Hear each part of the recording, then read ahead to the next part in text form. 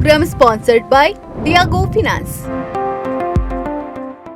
ನಮಸ್ಕಾರ ವೀಕ್ಷಕರೇ, ನೀವು ನೋಡ್ತಾ ಇದ್ದೀರಾ ವಿಶ್ವವಾಣಿ ಮನಿ. ನಾನು ಕೇಶವ್ ಪ್ರಸಾದ್. ವೀಕ್ಷಕರೇ, ಇತ್ತೀಚಿನ ದಿನಗಳಲ್ಲಿ ಮುಖ್ಯವಾಗಿ ಕಳೆದ ಕೆಲವು ತಿಂಗಳುಗಳಿಂದ E20 ಇಂಧನದ ಬಗ್ಗೆ ಸಾಕಷ್ಟು ಚರ್ಚೆ ಆಗ್ತಾ ಇದೆ. ಪೆಟ್ರೋಲ್ನಲ್ಲಿ E20 ಪೆಟ್ರೋಲ್ ಬಗ್ಗೆ ಸಾಕಷ್ಟು ಸಾಮಾಜಿಕ ಜಾಲತಾಣಗಳಿರ್ಬೋದು, ಸಾಮಾಜಿಕ ವಲಯದಲ್ಲಿ ಚರ್ಚೆ ಆಗ್ತಾ ಇದೆ. ಸೊ ಪರ ವಿರೋಧ ಚರ್ಚೆ ನಡೀತಾ ಇರೋವಂಥ ಈ ಸಂದರ್ಭದಲ್ಲಿ E20 ಪೆಟ್ರೋಲ್ನ ಒಂದು ವಸ್ತುನಿಷ್ಠವಾದಂತಹ ಫ್ಯಾಕ್ಟ್ ಬೇಸ್ಡ್ ಮತ್ತು ಟೆಕ್ನಿಕಲ್ ಅನಾಲಿಸಿಸನ್ನು ಇವತ್ತಿನ ವಿಶೇಷ ಎಪಿಸೋಡಿನಲ್ಲಿ ನಾವು ನಿಮ್ಮ ಮುಂದೆ ಪ್ರಸ್ತುತಪಡಿಸಲಿದ್ದೀವಿ. ಇದಕ್ಕಾಗಿ ನಮ್ಮ ಜೊತೆ ಇವತ್ತು ಅದಕ್ಕೆ ಸಂಬಂಧಪಟ್ಟಂಥ ತಜ್ಞರೇ ಬಂದಿದ್ದಾರೆ. ಸೊ ಇವರು ಫೋಕ್ಸ್ ವ್ಯಾಗನ್ ಆಟೋಮೊಬೈಲ್ ಗ್ರೂಪಿನ ದೊಡ್ಡ ಒಂದು ಕಂಪನಿ ಆದಂಥ ಈ ಫೋಕ್ಸ್ ವ್ಯಾಗನ್ ಗ್ರೂಪ್ನ ಚೀಫ್ ಮ್ಯಾನೇಜರ್ ಟೆಕ್ನಿಕಲ್ ಟ್ರೈನಿಂಗ್ ಆಗಿರೋದ್ರಿಂದ ಇದಕ್ಕೆ ಸಮರ್ಥರಾದಂಥ ವ್ಯಕ್ತಿ ಆಗಿದ್ದು, ಸೊ ಸಂಬಂಧಪಟ್ಟ ಹಾಗೆ ಎಲ್ಲ ಒಳನೋಟಗಳನ್ನು, ಮಾಹಿತಿಗಳನ್ನು, ಫ್ಯಾಕ್ಟ್ ಬೇಸ್ಡ್ ಮತ್ತು ಟೆಕ್ನಿಕಲ್ ಅಂಶಗಳನ್ನು ನಮ್ಮ ಜೊತೆ ಇವತ್ತು ಶೇರ್ ಮಾಡಲಿಕ್ಕಿದ್ದಾರೆ. ಬನ್ನಿ ಕಾರ್ಯಕ್ರಮಕ್ಕೆ ಸುರೇಶ್ ಅವರನ್ನು ವೆಲ್ಕಮ್ ಮಾಡೋಣ. ನಮಸ್ಕಾರ ಸುರೇಶ್ ಸರ್. ನಮಸ್ಕಾರ ಸರ್. ಸೊ ಅಂದಹಾಗೆ ನಾನು ಕಳೆದ ಹಲವು ತಿಂಗಳಿಂದ ಯೋಚನೆ ಮಾಡ್ತಾ ಇದ್ದೆ E20 ಪೆಟ್ರೋಲ್ ಬಗ್ಗೆ ಒಂದು ಡಿಬೇಟ್ ತಮ್ಮ ಜೊತೆ ಮಾಡಬೇಕು ಅಂತ. ಇವತ್ತು ಕಾಲ ಕೂಡಿ ಬಂತು. ಸೊ ಹಾಗಾಗಿ ತುಂಬ ಚರ್ಚೆ ನಡೀತಾ ಇದೆ ಎಥೆನಾಲ್ ಮಿಶ್ರಿತ ಪೆಟ್ರೋಲ್ ಬಗ್ಗೆ, ಇದರ ಸಾಧಕ ಬಾಧಕಗಳ ಬಗ್ಗೆ. ಮುಖ್ಯವಾಗಿ ಜನರಲ್ಲಿ ಒಂದು ಪ್ರಶ್ನೆ ಏನಂದರೆ, ಇದನ್ನು ಬಳಸೋದ್ರಿಂದ ನಮ್ಮ ಕಾರಿಗೆ ಏನಾದರೂ ತೊಂದರೆ ಆಗುತ್ತಾ ಅನ್ನೋದು, ಮೈಲೇಜ್ ಕಡಿಮೆ ಆಗುತ್ತಾ ಅಥವಾ ಕಾರಿನ ಇಂಜಿನ್ಗೆ ಏನಾದರೂ ಸಮಸ್ಯೆ ಆಗುತ್ತಾ ಅನ್ನುವಂಥದ್ದು ಮೊದಲ ಪ್ರಶ್ನೆ. ಸೊ ಅದಕ್ಕೆ ಉತ್ತರವನ್ನು ಕೊಟ್ಟು ನಂತರ ಬ್ಯಾಕ್ಗ್ರೌಂಡನ್ನು ಹೇಳೋಣ ಅಂತ ಅಂದ್ಕೊಂಡಿದ್ದೀನಿ. ಇದು ಸುಮಾರು ಸೋಷಿಯಲ್ ಮೀಡಿಯಲ್ಲಿ ತುಂಬಾ ಚರ್ಚೆಗೆ ಇದಾಗ್ತಿದೆ. ಹೌದು, ಎಸ್, ನೀವು ಕೇಳಿದ್ದು ತುಂಬ ಸೂಕ್ತವಾದ ವಿಷಯ ಅದು. ಯಾಕೆಂದರೆ ಈಗಿನ ಕಾಲದಲ್ಲಿ ಎಲ್ಲರಿಗೂ ರೈಟ್ ಅವರ ಗಾಡಿ ಅಂತಂದರೆ it's like very very dear to them. ಹೌದೌದು, ಅವರ ಕುಟುಂಬದ ಸದಸ್ಯರು ಅಂತ ಹೇಳ್ತಾರೆ. ಅಬ್ಸಲ್ಯೂಟ್ಲಿ, ಸದಸ್ಯರಲ್ಲಿ ಒಂದಾಗಿರುತ್ತದು. ಅದನ್ನು ಬಿಟ್ಟು ಹೋಗೋದಕ್ಕೆ ಅಂತೂ ಮನಸ್ಸು ಬರೋಲ್ಲ, ಯಾಕೆಂದರೆ ಡೈಲಿ ಅದನ್ನು ಯೂಸ್ ಮಾಡಲೇಬೇಕು. ಹಾಗಾಗಿ ತುಂಬ ಇಂಪಾರ್ಟೆಂಟ್ ಆಗುತ್ತೆ ಡೈಲಿ ಯೂಸಲ್ಲಿ. ಸೊ ಅದರಲ್ಲಿ ನೀವು ಕೇಳಿದ ಪ್ರಶ್ನೆ ಸರ್ ಅದು. ಈಗ ಮೊದಲನೇದಾಗಿ E20 ಪೆಟ್ರೋಲ್ ಯೂಸ್ ಮಾಡೋದ್ರೆ ಕಾರಿಗೆ ಏನು ತೊಂದರೆ ಆಗುತ್ತಾ ಅನ್ನೋ. ಕಾರಿಗೆ ಏನು ತೊಂದರೆ ಆಗುತ್ತಾ? ಓಕೆ, ಹಾಗೆ ನೋಡಿದ್ರೆ ಅವಶ್ಯಕವಾಗಿ ಇಲ್ಲ. ಫ್ಯಾಂಟಾಸ್ಟಿಕ್. ಓಕೆ, ಅವಶ್ಯಕವಾಗಿ ಇಲ್ಲ. ಅಂದರೆ E20 ಯೂಸ್ ಮಾಡಿದ ತಕ್ಷಣ ಮರುದಿನ ಅಥವಾ ಆ ವಾರದಲ್ಲಿ ಅಥವಾ ಇನ್ನೊಂದು ವರ್ಷದಲ್ಲಿ ಗಾಡಿಗೆ ಹಾನಿ ಆಗುವಂಥ ಚಾನ್ಸಸ್ ತುಂಬ ಕಮ್ಮಿ. ಓಕೆ, ಯಾಕೆಂದರೆ ನಿಶ್ಚಿಂತೆಯಿಂದ ಬಳಸ್ಬೋದು. ಆದರೆ ಇಲ್ಲಿ ಹೇಳಬೇಕಾಗಿರುವಂಥದ್ದು, ಕೆಲವು ಗಾಡಿಗಳು E20 ಕಂಪ್ಯಾಟಿಬಲ್ ಅಂತ ಮಾಡಿದ್ದಾರೆ. ಓಕೆ, ಈ ಗಾಡಿಗಳು ಯಾವುದು ಅಂತಂದರೆ 2023 1 ಏಪ್ರಿಲ್ ಅಲ್ಲಿಂದ E20 ಕಂಪ್ಯಾಟಬಲ್ ಗಾಡಿಗಳು ಹೊರಗೆ ಬಂದಿದೆ. ಅಂದರೆ ಡಿಸೈನಲ್ಲಿ ಕೆಲವು ಚೇಂಜಸ್ ಇದೆ. ಸೊ ಹಾಗಾಗಿ ಅದನ್ನು E20 ಕಂಪ್ಯಾಟಬಲ್ ಅಂತ ಹೇಳ್ತಾರೆ. ಇದನ್ನು ನಾವು ಹೇಗೆ ಅದನ್ನು how to understand or how to identify, ಹೇಗೆ ಐಡೆಂಟಿಫೈ ಮಾಡೋದು ಅಂತಂದರೆ, ಫ್ಯೂಲ್ ಕ್ಯಾಪ್ ಓಪನ್ ಮಾಡಿದ ತಕ್ಷಣ ಅಲ್ಲಿ ಒಂದು E20 ಅಂತ ಒಂದು ಸ್ಟಿಕ್ಕರ್ ಹಾಕಿರ್ತಾರೆ.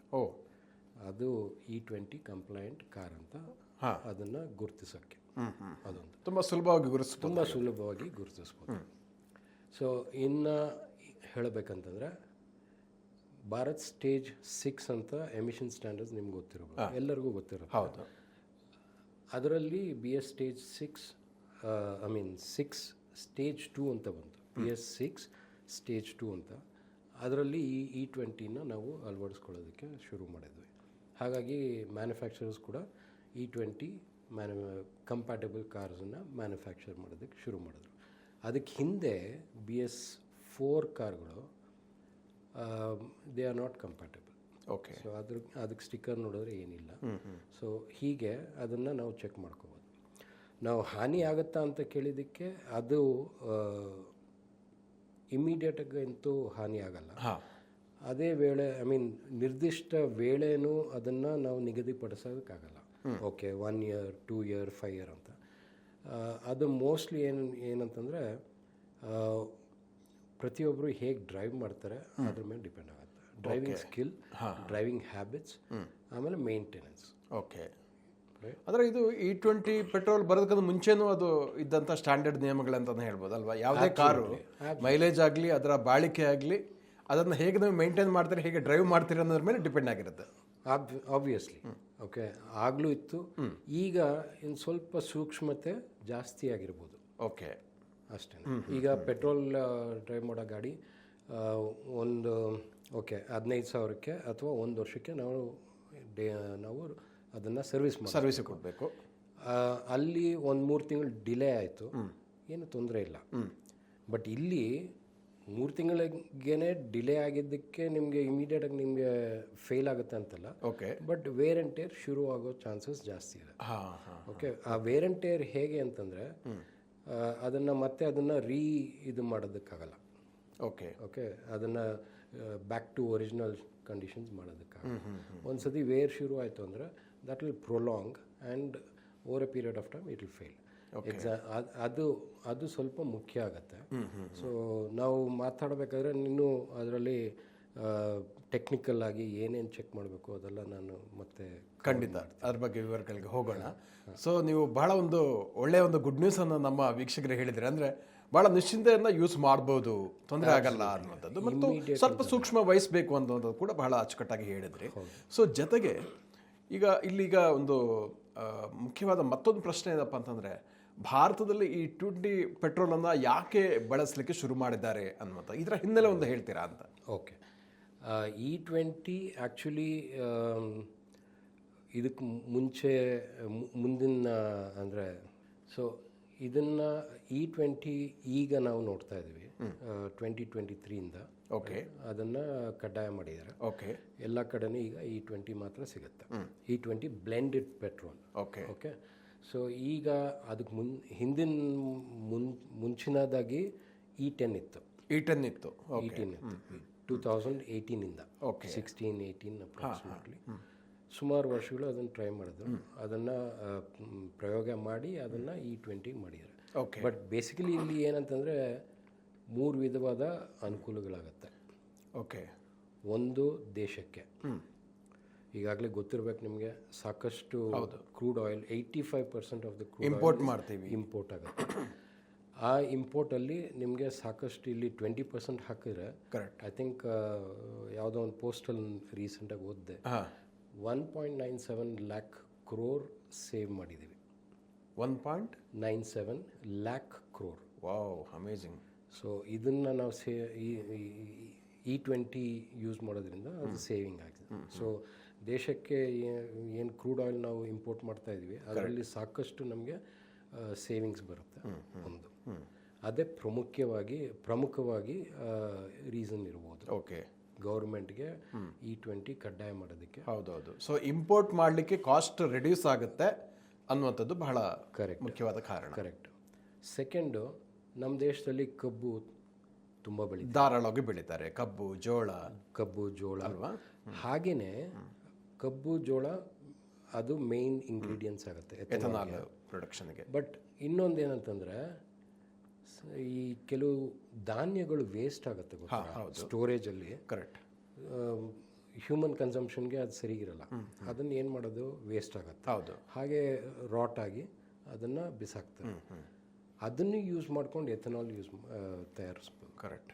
ಸೊ ಹೀಗಾಗಿ ಅಗ್ರಿಕಲ್ಚರಲ್ ಸೆಕ್ಟರ್ಗೂ ಇಂಪ್ರೂವ್ಮೆಂಟ್ ಆಗುತ್ತೆ. ಪ್ಲಸ್ ಈ ವೇಸ್ಟೇಜ್ ಏನಿದೆ ಅದರಿಂದನೂ ನಾವು ಉಪಯೋಗ ಪಡ್ಕೋಬೋದು. ಸೊ ಇದು ತುಂಬ ಇಂಪಾರ್ಟೆಂಟ್ ವಿಷಯ ಇದು. ಸೊ ಹಾಗಾಗಿ ಇದೆರಡು ರೀಸನ್ಗಳು ತುಂಬ ಇಂಪಾರ್ಟೆಂಟ್ ಅನಿಸುತ್ತೆ. ಸೊ ಇನ್ನೊಂದು ನಮ್ಮ ವೀಕ್ಷಕರಿಗೆ ಒಂದು ಕನ್ಫ್ಯೂಷನ್ ಕ್ಲಿಯರ್ ಮಾಡ್ಲಿಕ್ಕೆ ಒಂದು ಕೇಳೋದು, ಅಂದರೆ ಈಗ E20 ಪೆಟ್ರೋಲ್ ಅಂದರೆ ಅದರಲ್ಲಿ 20% ಎಥನಾಲ್ ಇರುತ್ತೆ, 80% ಪೆಟ್ರೋಲ್ ಇರುತ್ತೆ. ಕರೆಕ್ಟ್ ಅಲ್ವಾ?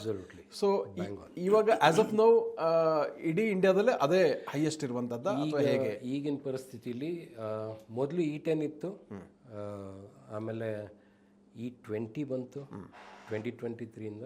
ಈಗ ಕಡ್ಡಾಯ ಎಲ್ಲ ಕಡೆನೂ E20 ಮಾತ್ರ ಸಿಗುತ್ತೆ. ಕರೆಕ್ಟ್. ಹೈ ಎಂಡಲ್ಲಿ ನಮಗೆ ಪ್ಯೂರ್ ಪೆಟ್ರೋಲು ಸಿಗುತ್ತೆ, ಬಟ್ ತುಂಬ ವಿರಳ ಅದು. ಈಗ ಸಪ್ಲೈ ಸ್ವಲ್ಪ ಕಮ್ಮಿ ಆಗಿದೆ. ಓಕೆ, ಕಾಸ್ಟ್ ಜಾಸ್ತಿ ಆಗುತ್ತೆ. ಸೊ E10 ಅಂದರೆ ಅಲ್ಲಿ 10% ಎಥನಾಲ್ ಇತ್ತು. ಸೊ 10 ಇಂದ 20ಗೆ ಇನ್ಕ್ರೀಸ್ ಆಯಿತು. 10 ಇಂದ 20 ಇನ್ಕ್ರೀಸ್. ಓಕೆ. ಸೊ ಈಗ ಇನ್ನೊಂದು ಹೇಳಿದ್ರೆ, ಈಗ ಹಳೆಯ ಕಾರ್ಗಳಿಗೆ, ಹಳೆಯ ವಾಹನಗಳಿಗೆ ಇದರ ಇಂಪ್ಯಾಕ್ಟ್ ಏನಾಗುತ್ತೆ E20 ಪೆಟ್ರೋಲ್ ಬಳಸೋದ್ರಿಂದ ಅಂತ ಹೇಳ್ತೀರಾ ಅಂತ? ಇದು ಮುಖ್ಯವಾದ ಇದು ನೀವು ಕೇಳಿದ್ರಲ್ಲ ಆಗ್ಲೇ. ಹೌದು, ಅದು ಒಂದು ಸ್ವಲ್ಪ ಸಾಫ್ಟ್ ಆಗಿತ್ತು. ಇವಾಗ ಡೈರೆಕ್ಟ್ ಆಗಿ ಹೇಳ್ಬೇಕಂದ್ರೆ 85% ಓಲ್ಡ್ ಕಾರ್ ಅನ್ನೋದಕ್ಕೆ ಆಗಲ್ಲ. Correct. Let's take it BS4 car. BS4 car, correct. Okay, BS4 car. ಆಮೇಲೆ BS6 ಕಾರ್ಸ್ ಅಂತ ಹೇಳೋಣ. ಓಕೆ, BS6 ಕಾರ್ಸ್ ಬಂದು E20ಗೆ ಡಿಸೈನ್ ಆಗಿದೆ. BS6 okay. ಏನು ಅದರಲ್ಲಿ ವರಿ ಮಾಡಬೇಕಾದ ಅವಶ್ಯಕತೆ ಇಲ್ಲ, ಎಲ್ಲ ರೆಡಿಮೇಡ್ ಇದೆ. ಅದನ್ನು ಮ್ಯಾನುಫ್ಯಾಕ್ಚರಿಂಗ್ ಮಾಡಬೇಕಾದಾಗ ಏನೇನು ಬೇಕೋ ಅದೆಲ್ಲ ಏನದು ಡಿಸೈನ್ ಮಾಡಿ ಇಂಪ್ಲಿಮೆಂಟ್ ರೆಡಿ ಮಾಡಿ ಬಿಟ್ಟಿದ್ದಾರೆ. ಸೊ ಈಗ ಹಳೆ ಅಂದರೆ BS4 ಏನು ಅಂತ 4 ಕಾರ್ಸು, ಅದರಲ್ಲಿ ನಿಮಗೆ ಪ್ರಾಬ್ಲಮ್ ಬರುತ್ತೆ. ಯಾವುದು BS4 2018-19 ಅದರಿಂದ ಹಿಂದಕ್ಕೆ. ಓಕೆ, 2018-19 ಹಿಂದಿಂದಕ್ಕೆ. Okay, right. ಆ ಗಾಡಿಗಳಲ್ಲಿ ಏನಾಗುತ್ತೆ, they are not complaint, E20 complaint. ಅಂದರೆ ಅದರ ಡಿಸೈನ್ ಅದಕ್ಕೆ ತಕ್ಕಾಗಿಲ್ಲ. ಓಕೆ, E20 ತಕ್ಕಾಗಿಲ್ಲ. ಓಕೆ, ಅದು ಪ್ಯೂರ್ ಪೆಟ್ರೋಲ್ ಮಾತ್ರ ಯೂಸ್ ಮಾಡಬೇಕು. ಸೊ ಈ ಗಾಡಿಗಳಲ್ಲಿ ನಾವು E20 ಯೂಸ್ ಮಾಡಿದಾಗ ಸ್ವಲ್ಪ ವೇರ್ ಆ್ಯಂಡ್ ಟೇರ್ ಜಾಸ್ತಿ ಆಗೋ ಚಾನ್ಸಸ್ ಇದೆ. ವೇರ್ ಆ್ಯಂಡ್ ಟೇರ್ ಅಂತಂದರೆ ಎಲ್ಲ ಭಾಗಗಳಿಗೂ ಅದನ್ನು ಎಫೆಕ್ಟ್ ಆಗಲ್ಲ. ಓಕೆ, ಫ್ಯೂಲ್ ಸಿಸ್ಟಮ್ ಏನೇನು ಯೂಸ್ ಆಗುತ್ತೆ ಆ ಭಾಗಗಳಿಗೆ ಅದು ವೇರ್ ಆ್ಯಂಡ್ ಟೇರ್ ಆಗ್ಬೋದು. ಅಲ್ಲ, ಎಂಜಿನ್ಗೆ ಏನಾದ್ರು ಇಂಪ್ಯಾಕ್ಟ್ ಆಗುತ್ತಾ? ಇಂಜಿನ್ಗೆ ಇಮಿಡಿಯೇಟ್ ಅಂತೂ ಆಗಲ್ಲ, ಇಮಿಡಿಯೇಟ್ ಆಗಲ್ಲ. ಯಾಕೆಂದರೆ ಅಲ್ಲಿ ಬರ್ನ್ ಆಗೋಗುತ್ತೆ. ಸೊ ಅಲ್ಲಿ ರಸ್ಟ್ ಫಾರ್ಮೇಷನ್ಸ್ ಅಂತೂ ಆಗಲ್ಲ. ಅದು ethanol will not be stored inside. Okay, burn ಆಗೋದ್ರಿಂದ ಇಂಜಿನ್ಗೆ ತುಂಬ ಕಮ್ಮಿ ಎಫೆಕ್ಟ್ ಆಗುತ್ತೆ. ಎಫೆಕ್ಟ್ ಆಗೋದು ಅಂತಂದರೆ ಅದೇ ಡ್ರೈವಿಂಗ್ ಹ್ಯಾಬಿಟ್ಸ್ ಅಂತ ಹೇಳಿದ್ನ. Correct. Driving habits plus maintenance. So ಹೆಚ್ಚಾಗಿ ಏನಂತಂದರೆ ಅದಕ್ಕೆ ಮುಂಚಿತವಾಗಿ fuel pump, HP pump. Fuel pump ಅಂದರೆ ಟ್ಯಾಂಕಲ್ಲಿರೋದು. ಓಕೆ, ಡೆಲಿವರಿ ಪಂಪ್ ಅಂತಾರೆ. ಆಮೇಲೆ HP ಪಂಪು, ಹೈ ಪ್ರೆಷರ್ ಪಂಪ್. ಈ ಭಾಗಗಳಿಗೆ ರಬ್ಬರ್ ಪಾರ್ಟ್ಸು ಅದಕ್ಕೆಲ್ಲ ನಿಮಗೆ ಎಫೆಕ್ಟ್ ಆಗುತ್ತೆ. ಓಕೆ. ಸೊ ಹಾಗಾಗಿ 2024 ಐ ಮೀನ್ BS4 ಏನೇನು ಗಾಡಿಗಳು ಬಿಟ್ಟಿದ್ದಾರೋ ಆ ಗಾಡಿಗಳಿಗೆ ಈ ಕಾಂಪೊನೆಂಟ್ಸು ಸ್ವಲ್ಪ ಬೇಗ ಫೇಲ್ ಆಗ್ಬೋದು. ಬೇಗ ಅಂದರೆ ಬೇಗ ಅಂತಂದರೆ ಇನ್ನೊಂದು ವರ್ಷಕ್ಕೆ ಹೋಗ್ಬಿಡುತ್ತಾ ಅಂತ. ತಕ್ಷಣ ಅಂತಲ್ಲ, ಲಾಂಗ್ ಟರ್ಮಲ್ಲಿ ಒಂದು 10 ವರ್ಷಕ್ಕೆ ನಾವು ಪ್ಲ್ಯಾನ್ ಮಾಡಿದರೆ ಯೂಶ್ವಲಿ ರಬ್ಬರ್ ಪಾರ್ಟ್ಸು ಅಥವಾ ಏನೇನು ಕಾಂಪೊನೆಂಟ್ ಇದ್ದರೂ ಒಂದು 15 ವರ್ಷ ಬಾಳಿಕೆ ಬರಬೇಕು ಅನ್ನೋ ಒಂದು ಡಿಸೈನಲ್ಲಿ ಫ್ಯಾಕ್ಟ್ರಲ್ಲಿ ಮಾಡಿರ್ತಾರೆ. ಓಕೆ, ಅದರಲ್ಲಿ 15 ವರ್ಷ ಬರದೇ ಇರ್ಬೋದು, 13 ವರ್ಷ ಬರ್ಬೋದು. ಅಥವಾ ಇನ್ನೂ ಮೇಂಟೆನೆನ್ಸ್ 2-3 ವರ್ಷ ಮೇಂಟೈನ್ ಮಾಡಿಲ್ಲ ಅಂದರೆ 11 ವರ್ಷ ಅಥವಾ 10 ವರ್ಷ, 5 ವರ್ಷ ಕಮ್ಮಿ ಆಗುತ್ತೆ. 5 ವರ್ಷ. ಸೊ ಇದು ಅದಕ್ಕೇ ಹೇಳಿದ್ದು ಮೇಂಟೆನೆನ್ಸ್ ತುಂಬ ಇಂಪಾರ್ಟೆಂಟ್. ಮೇಂಟೆನೆನ್ಸ್. ಓಕೆ, BS4 ಕಾರ್ಗಳಿಗೆ. ಓಕೆ. ಸೊ ಅಂದರೆ ಮೇಂಟೈನ್ ಮಾಡಿದ್ರೆ ದಕ್ಷತೆ ಕೂಡ ಹೆಚ್ಚಾಗುತ್ತೆ, ಬಾಳಿಕೆ ಕೂಡ ಹೆಚ್ಚಾಗುತ್ತೆ ಅಂತ ಹೇಳ್ತಿರ್ತಾವೆ. ಸೊ ನಿಶ್ಚಿಂತೆಯಿಂದ ಬಳಸ್ಕೊಳ್ಬೋದು ಅನ್ನುವಂಥದ್ದು. ಸೊ ಭಾಳ ಲೆಸ್ ಇಂಪ್ಯಾಕ್ಟ್ ಅಂತಲೇ ಹೇಳ್ಬೋದು ಓವರಾಲ್. Less impact overall. ತೀರಾ ಆತಂಕಕಾರಿ ವಿದ್ಯಮಾನ ಆ ಥರ ಏನು ಟೆನ್ಷನ್ ಮಾಡಿ ಸೋಷಿಯಲ್ ಮೀಡಿಯಲ್ಲಿ ಬರ್ತಾ ಇರೋ ಆ ಥರ ಆತಂಕ ಪಡುವಂಥ ವಿಷಯ. ನಾನು ಇದನ್ನು ಯಾಕೆ ಮತ್ತೆ ಹೇಳ್ತಾ ಇದ್ದೀನಿ ಅಂದರೆ, ಕೆಲವೊಂದು ರಾಂಗ್ ಇನ್ಫಾರ್ಮೇಷನ್ ಹೋಗ್ತಾ ಇದೆ ಸೋಷಿಯಲ್ ಮೀಡಿಯಾದಲ್ಲಿ ತುಂಬ. ಸೊ ಒಂದಷ್ಟು ಯೂಟ್ಯೂಬ್ರ ಮೇಲೆ FIR ಕೂಡ ದಾಖಲಾದಂಥ ಘಟನೆಗಳಾಗಿದೆ ಇತ್ತೀಚಿನ ದಿನಗಳಲ್ಲಿ. ಹಾಗಾಗಿ ಇನ್ನು ಕೆಲವರು ಪೆಟ್ರೋಲ್ಗೆ ನೀರು ಮಿಕ್ಸ್ ಮಾಡಿಬಿಟ್ಟು ನೋಡಿ ಈ ಥರ ಆಗಿದೆ ಅಂತ ಹೇಳಿದಂಥ ಉದಾಹರಣೆ ಕೂಡ ನಡೆದಿದೆ. ಸೊ ಈ ಹಿನ್ನೆಲೆಯಲ್ಲಿ ಜನರಿಗೆ ಆತಂಕವನ್ನು ಸೃಷ್ಟಿಸೋದರ ಬದಲಿಗೆ ವಸ್ತು ವಿಷಯ ಏನು, ಫ್ಯಾಕ್ಟ್ ಏನು ಅನ್ನುವಂಥದ್ದು ಹೇಳುವಂಥದ್ದು ನಮ್ಮ ಪ್ರಯತ್ನ. ಸೊ ಅದನ್ನು ತಾವೀಗ ಮಾಡ್ತಾ ಇದ್ದೀರಾ. ಸೊ ಈಗ ತಾವು ಹೇಳಿದ್ರಿ BS4 ವೆಹಿಕಲ್ನಲ್ಲಿ ಕೂಡ ಅಂಥ ತೀರಾ ಸಮಸ್ಯೆ ಏನೂ ಆಗೋದಿಲ್ಲ ಅಂತ. ಸೊ ಇವಾಗ ಹಾಗಿದ್ರೆ ಇನ್ಶೂರೆನ್ಸ್ ಬಗ್ಗೆ ಒಂದಷ್ಟು ಕನ್ಫ್ಯೂಷನ್ ಇರುವಂಥದ್ದು. ಸೊ ಅದ್ರ ಬಗ್ಗೆ ಏನು ಕನ್ಫ್ಯೂಷನ್ ಇದೆ ಮತ್ತು ಯಾವ ರೀತಿ ಅದಕ್ಕೆ ನಾವು ಪರಿಹಾರ ಇದೆ ಅಂತ ಹೇಳ್ತೀರಾ ಅಂತ? ಏನು ಆ್ಯಕ್ಚುಲಿ ವಸ್ತುಸ್ಥಿತಿ ಏನು ಅಂತ? ಇನ್ಶೂರೆನ್ಸ್ ಸೆಕ್ಟರಲ್ಲಿ ಏನಂತಂದರೆ ನಾವು ಜನರಲಿ ಅದನ್ನು ಕವರೇಜ್ ಬಂದು ಓಕೆ ಆಕ್ಸಿಡೆಂಟ್ಗಾಗತ್ತೆ, ರೈಟ್. ಆಮೇಲೆ ಇಮಿಡಿಯೇಟಾಗಿ ಅವ್ರು ಕೆಲವು ಕ್ಲಾಸಸ್ ಹಾಕಿರ್ತಾರೆ. ಓಕೆ, ಏನು ಇಂಜಿನ್ ಫೇಲ್ಯೂರ್, ಇಂಜಿನ್ ಡ್ಯಾಮೇಜು ಅದನ್ನು ಕ್ಲೇಮ್ ಮಾಡ್ಬೋದು, ಅಥವಾ ಆಕ್ಸಿಡೆಂಟ್ಸನ್ನು ಕ್ಲೇಮ್ ಮಾಡ್ಬೋದು, ಅಥವಾ ಇನ್ಯಾವುದನ್ನ ಫೇಲ್ಯೂರ್ಸ್ ಇರ್ತವೆ ಅದನ್ನು ಕ್ಲೇಮ್ ಮಾಡ್ಬೋದು. ಫೇಲ್ಯೂರ್ಸ್ ಅಂದರೆ which is not long term thing. ಅದರಲ್ಲಿ ಏನಂತಂದರೆ ನಿಮ್ಮ long term wear and tear ಏನಿದೆ ಅಥವಾ ಫೇಲ್ಯೂರ್ಸ್ ಏನಿದೆ ಅಥವಾ ಡ್ಯಾಮೇಜ್ ಏನಿದೆ ಅದನ್ನು ಕೊಡಲ್ಲ, ನೆಗ್ಲಿಜೆನ್ಸ್ಗೂ ಕೊಡಲ್ಲ. ಈಗ ಹ್ಯೂನ್ ಕ್ರೈ ಆಗಿದ್ದು ಅಂದರೆ ತುಂಬ ಚರ್ಚೆ ಆಗಿದೆ ಏನಂದರೆ ICICI ಬ್ಯಾಂಕಿಂದ ಅವರೊಂದು ಸ್ಟೇಟ್ಮೆಂಟ್ ಕೊಟ್ಟಿದ್ದರು ಅದ್ರ ಬಗ್ಗೆ E20 ಬಗ್ಗೆ. ಬಟ್ ಅದರಿಂದ ಅಲ್ಲಿ ಏನಂತಂದರೆ ಅವರು ಅದನ್ನು ಕ್ಲಾರಿಫೈ ಮಾಡಿದ್ರು. E20 ಯೂಸ್ ಮಾಡೋದ್ರಿಂದ ಗಾಡಿಗೆ ಇನ್ಶೂರೆನ್ಸ್ ನಾವು ಕೊಡೋದಿಲ್ಲ ಅನ್ನೋ ಒಂದು ದೊಡ್ಡ ಇದಾಗಿತ್ತು. ಬಟ್ ಅವ್ರು ಅದನ್ನು ಕ್ಲಾರಿಫೈ ಮಾಡಿ E20 ಹಾಕೋದ್ರಿಂದ ನಾವು ಕೊಡೋದಿಲ್ಲ ಅಂತ ನಾವು ಹೇಳಿಲ್ಲ ಇಲ್ಲ ಅಂತ. ಬಟ್ ಅದರಿಂದ ಅಥವಾ ಬೇರೆ ಏನಾದರೂ ಕಾನ್ಸಿಕ್ವೆನ್ಷಿಯಲ್ ಲಾಸಸ್ ಆದರೆ ಅದನ್ನು ನಾವು ಕೊಡೋದಿಲ್ಲ ಅಂತ ಹೇಳಿದ್ರು. ಓಕೆ. ಬಟ್ ಈ ಕಾನ್ಸಿಕ್ವೆನ್ಷಿಯಲ್ ಲಾಸಸ್ ಹಾಕೋದಕ್ಕೂ ಇಮಿಡಿಯೇಟಾಗಿ ಅದು ಆಗೋದಿಲ್ಲ, ಅದು ಕೂಡ ಟೈಮ್ ತಗೊಳ್ಳುತ್ತೆ. ಅದು ಕೂಡ ಟೈಮ್ ತಗೊಳುತ್ತೆ. ಸೊ ಅದು ನಮ್ಮ ಒಂದು ವರ್ಷದಲ್ಲಿ ನಾವು ಏನು ಮಾಡೋದಿಲ್ಲ, because every year we are going to renew our insurance. However ತುಂಬ ಐ ಮೀನ್ ಹಳೆ ಗಾಡಿಗಳಿಗೆ ಏನಂತ ತೊಗೊಂಡಾಗ ಅದು ಎಫೆಕ್ಟು ಆಗಿರ್ಬೋದು ಅಥವಾ ಆಗಿರದೇ ಇರ್ಬೋದು. ಕಾನ್ಸಿಕ್ವೆನ್ಷಿಯಲ್ ಏನಾದರೂ ಆದರೆ ನಾವೇ ಅದನ್ನು ನಾವು ಪೇ ಮಾಡಬೇಕಾಗತ್ತೆ. ಓಕೆ. ಇನ್ಶೂರೆನ್ಸ್ ಅದು ಕ್ಲಿಯರ್ ಆಗಿದೆ, ಅದು ಗೊತ್ತಾಗುತ್ತೆ ಸರಿಗೆ, ಅದು ಯಾವುದರಿಂದ ಆಯಿತು ಅಂತ ಗೊತ್ತಾಗುತ್ತಾ, ಐಡೆಂಟಿಫೈ ಮಾಡೋಕ್ಕಾಗುತ್ತಾ? ಈಗ over A period of time ಅಂದರೆ ಫೇಲ್ಯೂರ್ ಆಯಿತು ಇಂಜಿನ್ಗಂತೂ ಇಮ್ಮಿಡಿಯೇಟ್ಗಂತೂ ಆಗಲ್ಲ, ಅದಕ್ಕೆ ಹಿಂದಿಂದು ಏನೇನು ಕಾಂಪೊನೆಂಟಿಯೋ ಅದು ಫೇಲ್ ಆಗುತ್ತೆ. ಓಕೆ. ಸೊ ಹಾಗಿದ್ದಾಗ ಹಿಂದಿನ ಪಾರ್ಟ್ಗೆ ವಾರಂಟಿ ಏನು ಕೊಡೋದಿಲ್ಲ, ಇಂಜಿನ್ಗೆ ಮಾತ್ರ ಕೊಡ್ತಾರೆ, ಇಂಜಿನ್ ಮಾತ್ರ, ಪಂಪ್ಗೆ ಕೊಡೋದಿಲ್ಲ, ಕರೆಕ್ಟ್, ಟ್ಯೂಬ್ಸ್ ಪೈಪ್ಸ್ ಅದಕ್ಕೆಲ್ಲ ಕೊಡೋದಿಲ್ಲ. ಸೊ ಇಂಜಿನ್ ಮಾತ್ರ ಇರುವಂಥದ್ದು. ಸೊ ಅದಕ್ಕೆ ಇಂಜಿನ್ಗೆ ತೊಂದರೆನೂ ಆಗೋದಿಲ್ಲ ಇಂಜಿನ್ ಆದರೆ. ಸೊ ಹಾಗಿಲ್ಲಿ ಇನ್ಶೂರೆನ್ಸ್ ಬಗ್ಗೆ ಏನು ಕನ್ಫ್ಯೂಷನ್ ಆಗಿಲ್ಲ, ಗೊಂದಲ ಆಗಲಿ ಅಗತ್ಯವೇ ಇಲ್ಲ ಅಂತ. ಅಗತ್ಯವೇ ಇಲ್ಲ, ಸುಮ್ಮನೆ ಅದನ್ನು ಇದು ಮಾಡ್ತಾರೆ. ಕರೆಕ್ಟ್. ಆದರೆ ಡ್ಯಾಮೇಜ್ ಆಗಿ ಆಕ್ಸಿಡೆಂಟ್ ಆದಾಗ ಅಕಸ್ಮಾತ್ ಪಾರ್ಟ್ ಫೇಲ್ ಆಯಿತು, ಓಕೆ, ಫ್ಯೂಲ್ ಪಂಪ್ ಅಥವಾ ಪೈಪ್ ಏನೋ ಮುರಿತು ಅಥವಾ ಇನ್ನೇನೋ ಆಯಿತು, ಅದಕ್ಕೆ ಹೆಂಗಿದ್ರು ಅದು ಕವರೇಜ್ ಇದ್ದೇ ಇದೆ. ಹೌದೌದು ಅಲ್ವಾ? ಸೊ ಇದು ಫೇಲ್ ಆಗೋದಂತಂದರೆ ಹೆಚ್ಚು ದೀರ್ಘಕಾಲ E20 ಬಳಸಿ ಅದನ್ನು ಕೇರ್ ತೊಗೊಳ್ದೆ ಅದನ್ನು ಬಳಸಿದರೆ ಕರೆಕ್ಟ್ ಅಲ್ಲಿ ಫೇಲ್ ಆಗುತ್ತೆ, ಅದು ಗೊತ್ತಾಗುತ್ತೆ. ಅದು ಸರ್ ಭಾಳ ಚೆನ್ನಾಗಿ ಹೇಳಿದ್ರಿ, ಗೊಂದಲ ಕ್ಲಿಯರ್ ಮಾಡಿದ್ರಿ. ಸೊ ಈಗ ಈ ಎಥೆನಾಲ್ ಪೆಟ್ರೋಲನ್ನು ಬೇರೆ ದೇಶಗಳು ಅಂದರೆ E20 ನಾ ಹೇಳ್ತಾ ಇರೋಂಥದ್ದು ಬೇರೆ ದೇಶಗಳು ಬಳಸ್ತಾ ಇದ್ದಾರಾ, ಆ ಥರ ಉದಾಹರಣೆ ಇದೆ, ಅಲ್ಲಿನ ಒಂದು ಇಂಪ್ಯಾಕ್ಟ್ ಏನು ಅಂತ ಹೇಳ್ಬೋದಾ? ಎಸ್, ತುಂಬ ಒಳ್ಳೆಯ ಪ್ರಶ್ನೆ ಇದು. ಇಲ್ಲಿವರೆಗೂ ನಮ್ಮಲ್ಲಿ ಏನಾಗ್ತಿದೆ ಅಂತಂದರೆ ಭಾರತ ಒಂದೇ E20 ನಮ್ಮ ಇದನ್ನು ಕಂಪಲ್ಸರಿ ಮಾಡಿ ನಮ್ಮ ಮೇಲೆ ಅದನ್ನು ಹೋರ್ತಿದ್ದಾರೆ ಅನ್ನೋ ಒಂದು ಭಾವನೆ ಇದೆ. ಬಟ್ ಆದರೆ E20 ಅಥವಾ ಎಥನಾಲ್ ಯೂಸೇಜ್ ಏನಿದೆ 1930s ಶುರುವಾಗಿತ್ತು ಸರ್. 1930 ಭಾರತದಲ್ಲ, ವಿದೇಶದಲ್ಲೂ ಗ್ಲೋಬಲಿ ಅದು ಸ್ಟಾರ್ಟ್ ಆಯಿತು. ಓಕೆ. ಅದರಲ್ಲಿ ಈಗ ಪರಿಸ್ಥಿತಿ ಕರೆಂಟ್ ಸಿಚುವೇಷನಲ್ಲಿ ಬ್ರೆಜಿಲ್ ಮತ್ತು ಥಾಯ್ಲ್ಯಾಂಡ್ ಅದು ಫೋರ್ ರನ್ನರ್ಸ್ ಅಂದರೆ ಭಾಳ ಜಾಸ್ತಿ ಮಾಡ್ತಾ ಇದ್ದಾರೆ. ಬ್ರೆಜಿಲ್ ಮತ್ತು ಥಾಯ್ಲ್ಯಾಂಡ್ ಭಾಳ ವ್ಯಾಪಕವಾಗಿ ಬಳಸ್ತಾ ಇದ್ದಾರೆ, ತುಂಬ ವ್ಯಾಪಕವಾಗಿ ಬಳಸ್ತಾರೆ. ಅಚ್ಚರಿ ಏನಂದರೆ US ಬಳಸ್ತಾ ಇದೆ E10 fantastic E10. Okay. But E10 ಬಳಸಿ. ಓಕೆ. ಬಟ್ ಇದೆರಡರ ಬಗ್ಗೆ ಮಾತಾಡಬೇಕಾದಾಗ ಬ್ರೆಜಿಲ್ ಆಮೇಲೆ ಥಾಯ್ಲ್ಯಾಂಡ್ ಅವರು E10 ಅಲ್ಲ, E20 E25 ಬ್ರೆಜಿಲಲ್ಲಿ 27 ನಡೀತಾ ಇದೆ. E27 ಪ್ಲಸ್ ಫ್ಲೆಕ್ಸ್ ಫ್ಯೂಲ್ ಅಂತ ಯೂಸ್ ಮಾಡ್ತಾರೆ.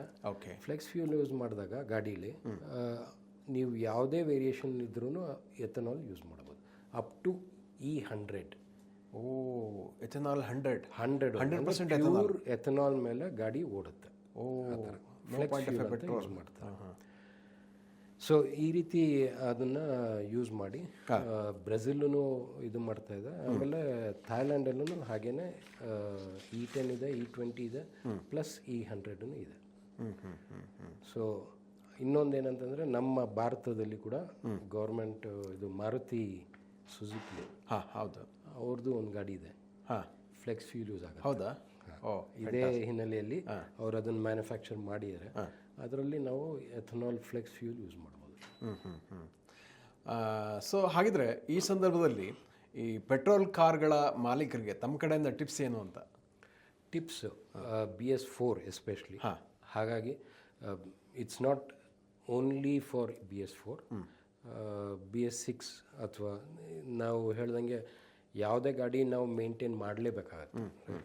ಅದರಲ್ಲಿ ಕೇರ್ ಏನಂತಂದರೆ ಒಂದು ನೀವು ಎಥನಾಲ್ E20 ಹಾಕ್ತಾ ಇರ್ತೀರ, ಫಸ್ಟ್ ನಿಮ್ಗೆ ಗೊತ್ತಾಗೋದು ಏನಾದರೂ ಪವರ್ ಡ್ರಾಪ್ ಆಗಿತ್ತಾ, ಓಕೆ, ಅಥವಾ ಏನಾದ್ರು ಮಿಸ್ಫೈರ್ ಆಗ್ತಿದೆಯಾ, ಅಥವಾ ಇಂಜಿನ್ ಲೈಟ್ ಏನಾದ್ರು ಆನ್ ಆಗುತ್ತಾ.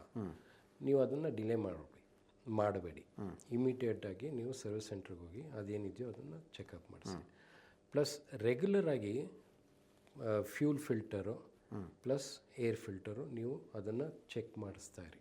ಓಕೆ, ಪ್ಲಸ್ ಪೈಪ್ಸನ್ನು ಚೆಕ್ ಮಾಡಿಸ್ತಾ ಇರಿ. ಈಗ ಹೆಚ್ಚಿಗೆ ಡ್ಯಾಮೇಜ್ ಆಗೋದಂತಂದರೆ rubber parts, metal parts corrosion ಆಗುತ್ತೆ, ರಸ್ಟ್ ಹಿಡಿಯುತ್ತೆ. ಪ್ಲಸ್ ಹೆಚ್ಚಿಗೆ ಮಾಯಿಶ್ಚರ್ ಅದನ್ನು ಅಬ್ಸಾರ್ಬ್ ಮಾಡೋದ್ರಿಂದ ಬರ್ನಿಂಗಲ್ಲಿ ಸ್ವಲ್ಪ ಇದಾಗುತ್ತೆ. ಬಟ್ ಆದರೆ ಇಲ್ಲಿ ಆಕ್ಸಿಜನ್ ಇರುತ್ತೆ. ಸೊ ಪೆಟ್ರೋಲಲ್ಲಿ ಆಕ್ಸಿಜನ್ ಇಲ್ಲ, ಎಥನಾಲಲ್ಲಿ ಆಕ್ಸಿಜನ್ ಇದೆ. ಹಾಗಾಗಿ ಇಂಜಿನ್ ಒಳಗಡೆ ಬರ್ನಿಂಗಿಗೆ ಕಂಬಷನ್ ಅಂತ ಏನು ಹೇಳ್ತೀವಿ ಅದಕ್ಕೆ ಸೂಕ್ತವಾದ ಫ್ಯೂಲ್ ಇದು. ಹೆಚ್ಚಿಗೆ ಕಂಪ್ಲೀಟ್ ಕಂಬಷನ್ ಆಗೋ ಚಾನ್ಸಸ್ ಜಾಸ್ತಿ ಇದೆ. ಸೊ ಆಕ್ಸಿಜನ್ ಇರೋದ್ರಿಂದ ಆಕ್ಸಿಜನ್ ಚೆನ್ನಾಗಿ ಇದಾಗುತ್ತೆ, ಬರ್ನ್ ಆಗುತ್ತೆ, ಚೆನ್ನಾಗಿ ಬರ್ನ್ ಆಗುತ್ತೆ. ಪ್ಲಸ್ ಎಮಿಷನ್ಸ್ ಏನು ಬರ್ತಾ ಇದೆ ಅದು ಕಡಿಮೆ. ಫ್ಯಾಂಟಾಸ್ಟಿಕ್. ರೈಟ್, ಇದು ಮೂರನೇದು. ನಾನು ಆವಾಗಲೇ ಹೇಳಿದ್ನಲ್ಲ, 3 reason why ethanol is used.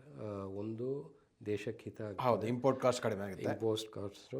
ಆಮೇಲೆ ಇನ್ನೊಂದು ರೈತರಿಗೆ ಆದಾಯಕ್ಕೆ ಒಂದು ದಾರಿ ಆಗ್ತಿದೆ. ಮೂರನೇದು ಎಮಿಷನ್ಸ್ ಕಮ್ಮಿ ಆಗುತ್ತೆ. ಎಸ್ಪೆಷಲಿ ಇದರಲ್ಲಿ CO carbon monoxide plus hydrocarbon ಹೆಚ್ಚಿಗೆ ಅಂತಂದರೆ PM particulate matter, dust particle, ಅದನ್ನು ಏನಂತಾರೆ ಆ್ಯಶ್ ಅಂತ ಹೇಳ್ಬೋದಾ. ಸೊ ಏನೇ ಕಾರ್ಬನ್ ಬರ್ನ್ ಆದಮೇಲೆ ರೆಸಿಡ್ಯೂ ಇದ್ದರೆ ಅದು ಆ್ಯಶ್ ಥರ ಬಂದುಬಿಡುತ್ತೆ ಹೊರಗೆ. ಅದು ಕಮ್ಮಿ ಆಗುತ್ತೆ. ಅದು ಗಾಳಿಗೆ ಪೊಲ್ಯೂಟ್ ಮಾಡೋವಂಥದ್ದು ಜಾಸ್ತಿ ಪ್ರಮಾಣ ಅದು. ಸೊ ಅದು ಕಮ್ಮಿ ಆದಾಗ ನಮಗೆ ಅದು ಒಳ್ಳೆಯದಾಗುತ್ತೆ. ಸೊ ಹಾಗಾಗಿ these things if it's maintained properly, ಅಂದರೆ ರೆಗ್ಯುಲರ್ ಚೆಕ್ಸ್ ಮಾಡೋದು 15 ವರ್ಷಕ್ಕೆ ಅಥವಾ 15,000 ಕಿಲೋಮೀಟರ್ ಅಥವಾ 1 ವರ್ಷಕ್ಕೆ ಓಕೆ ಏನು ಸರ್ವಿಸ್ ಮಾಡಬೇಕು ಅದನ್ನು ಕರೆಕ್ಟಾಗಿ ಮಾಡಿಸ್ಬೇಕು. ಮಾಡಿಸಿದಾಗ ಈ ಹೆಚ್ಚಿಗೆ ಪೈಪು, ಪಂಪ್ಸು, ಸೀಲ್ಸು, ಈ ಫ್ಯೂಲ್ ಎಲ್ಲೆಲ್ಲಿ ಯೂಸ್ ಆಗುತ್ತೋ ಅಲ್ಲಿ ನೀವು ಅದನ್ನು ಚೆಕ್ ಮಾಡಿಸಿ ಏನಾದರೂ ಅದನ್ನು ಡ್ಯಾಮೇಜ್ ಇದ್ದರೆ ಇಮ್ಮಿಡಿಯೇಟಾಗಿ ಅದನ್ನು ರೀಪ್ಲೇಸ್ ಮಾಡಿಸೋವಂಥದ್ದು. ಓಕೆ, ಚಿಕ್ಕ ಪಾರ್ಟ್ಸ್ಗಳು. ಓಕೆ, ಸೊ ಹಾಗಾಗಿ ಅದನ್ನ ಮಾಡಿಸೋದ್ರಿಂದ ನಿಮಗೆ ಮೇಂಟೆನೆನ್ಸ್ ಚೆನ್ನಾಗಿದ್ದಾಗ ನಮಗೆ ಬಾಳಿಕೆನೂ ಚೆನ್ನಾಗಿ ಬರುತ್ತೆ. ಕರೆಕ್ಟ್. ಸೊ ಇದೆಲ್ಲ 2018 ಮುಂಚೆ ಖರೀದಿ ಮಾಡಿದಂಥ BS4 ಕಾರ್ಗಳಿಗೆ ಮುಖ್ಯವಾಗಿ ಅವ್ರಿಗೆ ಅನ್ವಯಿಸುತ್ತೆ. ಓಕೆ, ಯಾಕಂದ್ರೆ ನಂತರ ಕಾರುಗಳೆಲ್ಲ ಅದಕ್ಕೆ ಬೇಕಾದಾಗ ಡಿಸೈನ್ ಆಗಿದೆ. ಬಟ್ ಆದ್ರೂ ಅದನ್ನು ನೆಗ್ಲೆಕ್ಟ್ ಮಾಡೋಂಗಿಲ್ಲ. ಓಕೆ, ಅದು ಒಂದು. ಸೊ ಈಗ ಇನ್ನೊಂದು, ಇದರಲ್ಲೂ ಕೂಡ ಮತ್ತೆ ಅವರಿಗೆ ಲಕ್ಸುರಿ ಕಾರುಗಳನ್ನು ಕೆಲವು ಜನ ತಗೊಂಡಿರ್ತಾರೆ, ತುಂಬ ಹೆವಿ ಇನ್ವೆಸ್ಟ್ಮೆಂಟ್ ಮಾಡಿ. ಅವ್ರಿಗೇನಾದರೂ ಪರ್ಟಿಕ್ಯುಲರಾಗಿ ಏನಾದರೂ ಸಲಹೆ ಇದೆಯಾ ತಮ್ಮ ಕಡೆಯಿಂದ? ಅವ್ರಿಗೇನು ಸರ್, ದುಡ್ಡಿದ್ದಾಗ ಅವ್ರಿಗೆ 160 ರೂಪಾಯಿ 170 ರೂಪಾಯಿ ಯಾವ ಮೂಲೆಗೆ sir. Correct. So they can afford, that's my thing. Personal ಆಗಿ ಹೇಳೋದಂದರೆ, ಸೊ ಅವ್ರಿಗೆ ಪ್ಯೂರ್ ಪೆಟ್ರೋಲ್ ಈಗಲೂ ಸಿಗುತ್ತೆ, ಬೇಕಾದರೆ ಅದನ್ನು ಯೂಸ್ ಮಾಡ್ಕೋಬೋದು. ಇನ್ನೊಂದು ಏನಂತಂದರೆ, ಈ ಲಕ್ಸುರಿ ಕಾರ್ಗಳು ಡೈಲಿ ಯೂಸ್ ಥರ ಅಲ್ಲ. ಕರೆಕ್ಟ್. ಡೈಲಿ ನಾನು ಇವಾಗ ನೋಡಿ, ಅಲ್ಲಿಂದ ನಮ್ಮ ಮನೆಯಿಂದ ಆಫೀಸ್ ಮನೆಯಿಂದ ಅಥವಾ ಇನ್ನೆಲ್ಲಾದರೂ ಹೋಗ್ಬೇಕಂದ್ರೆ ನಾನು ಗಾಡಿ ಯೂಸ್ ಮಾಡ್ತೀನಿ. ಸೊ ಲಕ್ಸುರಿ ಕಾರ್ಗಳಿಗೆ ಯಾವಾಗ ಯೂಸ್ ಮಾಡ್ತಾರೆ? ಡೈಲಿ ಯೂಸ್ ಮಾಡಲ್ಲ. ಕರೆಕ್ಟ್. ಒಕೇಶ್ನಲ್ ಆಗಿ ಯಾವುದನ್ನ ಒಂದು ಕೆಲವು ಅಂದರೆ ತುಂಬ ಎಂಥೂಸಿಯಾಸ್ಟ್ ಇದ್ರೂ ಡೈಲಿ ಯೂಸ್ ಅಂತೂ ಇಲ್ಲ ಪ್ರಮೇಯ ತುಂಬ ಕಮ್ಮಿ. ಸೊ ಹಾಗಾಗಿ ಅವರು ಸೋರ್ಸ್ ಮಾಡಿಕೊಂಡು they can drive to that location. ಅಂದರೆ ಫ್ಯೂಲ್ ಎಲ್ಲಿ ಸಿಗುತ್ತೆ, ಪೆಟ್ರೋಲ್ ಇನ್ನೂ ಸಿಗುತ್ತೆ. ಓಕೆ, ಪ್ಯೂರ್ ಪೆಟ್ರೋಲ್ ಏನಂದರೆ ಪ್ರೈಸ್ ಜಾಸ್ತಿ. ಸೊ ಇನ್ನೊಂದು ಕುತೂಹಲಕ್ಕೊಂದು ಪ್ರಶ್ನೆ ಸರ್ ಕೊನೆಯದಾಗಿ, ಅಂದರೆ ಇದು ಪೆಟ್ರೋಲ್ಗೆ ಅಪ್ಲೈ ಆಗ್ತಾ ಇದು ಡೀಸೆಲಲ್ಲಿ ಎಥನಾಲ್ ಮಿಶ್ರಣ ಮಾಡಲ್ವಾ ಅನ್ನೋದು? ಇದು ಎಥನಾಲ್ ಮಿಕ್ಸ್ ಆಗಲ್ಲ. ಓಕೆ, ಎಥನಾಲಲ್ಲಿ ಏನಾಗುತ್ತೆ ಅಂತಂದರೆ ಅದರ ಕೆಟ್ಟ ಇದು ಅಂತಂದರೆ ಮಾಯಿಶ್ಚರ್ನ ಅಬ್ಸಾರ್ವ್ ಮಾಡುತ್ತೆ. That is a disadvantage. ಹಾಗಾಗಿ ಡೀಸೆಲ್ ಜೊತೆ ಅದು ಮಿಕ್ಸ್ ಆಗಲ್ಲ. Okay, right. Ethanol is not mixable with diesel. ಅದಕ್ಕೋಸ್ಕರ ಈಗ ಗೌರ್ಮೆಂಟ್ ಏನು ಮಾಡ್ತಿದ್ದಾರೆ, ಅದರಲ್ಲೂ ಟೆಸ್ಟಿಂಗ್ ಶುರುವಾಗಿದೆ. ಐಸೋಬುಟನಾಲ್ ಅಂತ ಒಂದಿದೆ, ಅದನ್ನು ಮಿಕ್ಸ್ ಮಾಡ್ತಾರೆ ಓಕೆ ಡೀಸೆಲಲ್ಲಿ. ಬಟ್ ಅದು ಒಂದು 15% ಮಾಡಬೇಕು ಅನ್ನೋ ಒಂದು ಉದ್ದೇಶ ಇದೆ. ಆದರೆ ಅದು ಅನುಕೂಲ ಕೊಡುತ್ತೆ. ಅಂದರೆ ಯಾಕೆಂದರೆ ಎಥನಾಲ್ ಕಂಪೇರ್ ಮಾಡಿದ್ರೆ ಐಸೋಬ್ಯೂಟನಾಲ್ ಮಚ್ ಬೆಟರ್. ಯಾಕೆ ಅಂತಂದರೆ ಅದು ತೇವಾಂಶನ ಅಬ್ಸಾರ್ಬ್ ಮಾಡಲ್ಲ, just like diesel. Plus it has a better burning capacity, combustion better compared to diesel. So it burns better. ಅದೇ ನಾನು ಹೇಳಿದ್ನಲ್ಲ PM ಪಾರ್ಟಿಕ್ಯುಲೇಟ್ ಮ್ಯಾಟರ್, ಅದು ಎಮಿಷನ್ ಕಮ್ಮಿ ಆಗುತ್ತೆ. ನಾವು ಹೆಚ್ಚಿಗೆ ಡೀಸೆಲ್ ಎಲ್ಲಿ ಯೂಸ್ ಆಗುತ್ತೆ? ಕಮರ್ಷಿಯಲ್ ಸೆಗ್ಮೆಂಟಲ್ಲಿ. ಕರೆಕ್ಟ್. ಕಮರ್ಷಿಯಲ್ ಸೆಗ್ಮೆಂಟಲ್ಲಿ ನೋಡಿದ್ರೆ ಕೆಲವು ಗಾಡಿಗಳು ಸುಮಾರು ಹೊಗೆ ಸೂಸ್ತು, ರೈಟ್, ತುಂಬ ಕಪ್ಪು ಹೊಗೆ ಸೂಸ್ತು. ಕರೆಕ್ಟ್. ಸೊ ಅದು ಅದರ ಪ್ರಮಾಣ ಕಮ್ಮಿ ಆದರೆ ಹಿತ ಅಲ್ಲ. ಕರೆಕ್ಟ್. ಸೊ ಹಾಗಾಗಿ ಅದನ್ನು ಅನ್ವೇಷಣೆ ನಡೀತಾ ಇದೆ. ಸೊ ಬಹಳ ಒಳ್ಳೆಯ ಬೆಳವಣಿಗೆ ಅಂತಲೇ ಹೇಳ್ಬೋದಾಗಿದೆ. ಎಷ್ಟೊಂದು ಟ್ರಕ್ಗಳು ಓಡಾಡ್ತಾ ಇರುತ್ತೆ ರೋಡಲ್ಲಿ ಅಲ್ವಾ ಪ್ರತಿನಿತ್ಯ? ಸಿಕ್ಕಾಪಟ್ಟೆ. ಸೊ ಸರ್, ಈಗ ನಾವು ಕಾರ್ ಆಯಿತು, ಟ್ರಕ್ ಆಯಿತು ಎಲ್ಲ ಹೇಳಿದ್ವಿ. ಟೂ ವೀಲರ್ಗೆ ಏನಾದರೂ ಸಜೆಷನ್ ಇದೆಯಾ? ಟೂ ವೀಲರ್ ಸೇಮ್ ಅಪ್ಲೈ ಆಗುತ್ತೆ? ಸೇಮ್ ಅಪ್ಲೈ ಆಗುತ್ತೆ. E20 ಅಪ್ಲೈ ಆಗುತ್ತಲ್ಲ. ಸೊ ಹೆಚ್ಚಿಗೆ ನೋಡಿದ್ರೆ ಪೆಟ್ರೋಲನ್ನೇ ಟೂ ವೀಲರ್. ಹೌದು. ಸೊ ದೆನ್ ದೇಸ್ ಏನೇನು ಗಾಡಿ ಅಂದರೆ ಕಾರ್ಗೆ ಏನು ಯೂಸ್ ಮಾಡ್ತೀವೋ ಮೇಂಟೆನೆನ್ಸು, ಅದೇ ರೀತಿ ನೀವು ಟೂ ವೀಲರ್ನ ಮೇಂಟೈನ್. ಸೊ ಇಲ್ಲೂ ಕೂಡ ಇಂಜಿನ್ಗೆ ಏನು ಅಂತ ಇದೇನು ಆಗೋದಿಲ್ಲ? ಇಂಜಿನ್ಗಂತೂ ಏನು ಆತಂಕ ಪಡುವ ಅವಶ್ಯಕತೆ ಇಲ್ಲ. ಮಾಡಿದ್ರೆ ಒಂದು ಏನಂತಂದರೆ ಲಾಂಗ್ ಟರ್ಮ್, ಇನ್ನೊಂದು ನಾನು ಮರ್ತೆ ಅದನ್ನು, ಫ್ಯೂಲನ್ನು ಹಾಕಿಸಿ ಅಥವಾ ಎಥನಾಲ್ ಫ್ಯೂಲನ್ನು ಹಾಕಿಸಿ ಲಾಂಗ್ ಟರ್ಮ್ ಗಾಡಿನ ಪಾರ್ಕ್ ಮಾಡಬೇಡಿ. ಲಾಂಗ್ ಟರ್ಮ್ ಅಂದರೆ 1 ತಿಂಗಳು 2 ತಿಂಗಳು ಗಾಡಿ ಹಾಗೆ ಇದೆ, ಗಾಡಿ ಓಡಿಸಿಲ್ಲ, ಅದನ್ನು ಅವಾಯ್ಡ್ ಮಾಡಿ. ಓಕೆ. ಅಲ್ಲ, ನೀವು ಟೂ ವೀಲರ್ ಇರ್ತೀರಲ್ಲ, ಇವನ್ ಎನಿ ಟೂ ವೀಲರು ಹಾಗೇನೆ ಅಥವಾ ಕಾರೂ ಹಾಗೇನೆ. ಅಲ್ಲ, ಇಲ್ಲಿ ಏನಾಗುತ್ತೆ, ಕೆಲವು ಕಡೆ ಕಾರ್ ತಗೊಂಡಿರ್ತಾರೆ, ಎಲ್ಲೋ ಒಂದ್ ಕಡೆ ಹಾಗೇ ಇರುತ್ತೆ, ಹಾಗೇ ಅದಕ್ಕೆ ಯೂಸ್ ಮಾಡ್ತಾರೆ, ಕೆಲವರು ಇದಾರೆ ಅಂತವ್ರು. ಕರೆಕ್ಟ್. ಹಾಗಾಗಿ ಇದು ನನಗೆ ಬಂತು ನನಗೆ. ಸೊ ತುಂಬ ದಿವಸ ನೀವು ಅದನ್ನ ಪಾರ್ಕ್ ಮಾಡಿ ಹಾಗೆ ಒಳ್ಳೇದಲ್ಲ. ಓಕೆ. ಯೂಸ್ ಮಾಡಿ. ಮತ್ತೆ ಯಾಕೆ ಇನ್ನೊಂದು ಏನಂತಂದ್ರೆ two wheeler especially 2 litre minimum, 2 ಲೀಟ್ರಿಂದ 5 litre capacity ಇರುತ್ತೆ. ಕರೆಕ್ಟ್. ಟ್ಯಾಂಕ್ದು. ಕರೆಕ್ಟ್. ಅದರಲ್ಲಿ 1 ಲೀಟ್ರ್ ಹಾಕ್ಸಿರ್ತಾರೆ, 4 ಲೀಟ್ರ್ ಖಾಲಿ ಇರುತ್ತೆ. ಹಾಗಿರಬಾರ್ದಾ? ಏರ್ ಒಳಗಡೆ ಹೋಗೋ ಥರ ನಾವು ಅವಾಯ್ಡ್ ಮಾಡಬೇಕು, ಹೋಗದೆ ಇರೋ ಥರ ನಾವು ಅವಾಯ್ಡ್ ಮಾಡಬೇಕು. ಓಕೆ. ಅಂದರೆ ಆಲ್ಮೋಸ್ಟ್ ಫುಲ್ ಹಾಕಬೇಕು ಅಂತ? ಫುಲ್ ಇರಬೇಕು. ರೈಟ್. ಹಾಗಾಗಿ ಅದೇನಾಗುತ್ತೆ ಅಂತಂದರೆ ಫುಲ್ ಇದ್ದಾಗ, ಅಥವಾ ನಾವು ತುಂಬ ವಿರಳವಾಗಿ ನಾವು ಓಪನ್ ಮಾಡಿ ಹಾಕೋದು ಅದೆಲ್ಲ ಜಾಸ್ತಿ ಮಾಡದೇ ಇದ್ದಾಗ ಏರ್ ಒಳಗಡೆ ಹೋಗೋಂಥ ಚಾನ್ಸಸ್ ತುಂಬ ಕಮ್ಮಿ. ಏರ್ ಒಳಗಡೆ ಹೋಗಿಲ್ಲ ಅಂದರೆ ಮಾಯಿಶ್ಚರ್ ಒಳಗಡೆ ಹೋಗಲ್ಲ. Ethanol will not absorb moisture. Okay. ಅಷ್ಟೇ. ಭಾಳ ಒಳ್ಳೆ ಸಜೆಷನ್ ಹೇಳಿ. ಸೊ ಇದನ್ನು ನಾವು ಮೇಂಟೈನ್ ಮಾಡ್ಕೊಂಡು ಹೋದರೆ ಏನು ಪ್ರಾಬ್ಲಮ್ ಆಗೋ ಚಾನ್ಸಸ್ ಇಲ್ಲ. ಫ್ಯಾಂಟಾಸ್ಟಿಕ್.